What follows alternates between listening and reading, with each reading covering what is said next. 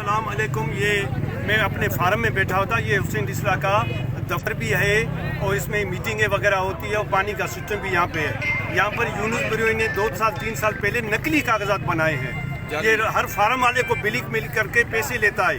तो इसमें ऐसे जो अकरम आराई आया और मुझे धक्के दे के बाहर निकाला और कब्जा ग्रुप को बोला कि तुम आ जाओ, तुम लोग अंदर बैठ जाओ। तो ये तो गलत है ना।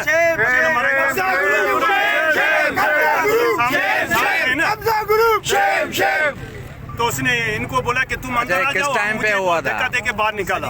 ऐसे जो अकरम आराई किस टाइम पे आया था आपके ये पास? शाम को आया था। अजान के से गुजारिश है, ऐसे जो चेंज चाहिए, अभी ऐसे जो हमें नहीं चाहिए, ऐसे जो हमें नहीं चाहिए। तो अभी जो इतने सारे लोग आए हैं वो किसके साथ आए हुए हैं? ये मेरे साथ आए हैं। ये आपके साथ आए हैं? ये गाँव के लोग नहीं चाहिए। ये सबका पूरा मन है, पूरा एहतजाज करें, ये गलत है।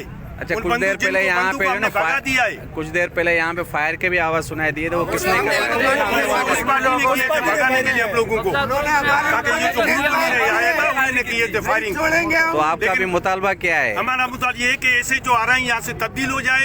ऐसे कब्जा माफिया जो है ये गलत है। ये लोगों के फार्म को कब्जा कराता है और यूनुस बरोई के खिलाफ जो 2 नंबर कागजात बना के फार्म वालों को ब्लैकमेल करता है, इसको फौरन गिरफ्तार किया जाए। तब तक ये रोड नहीं खुलेगा।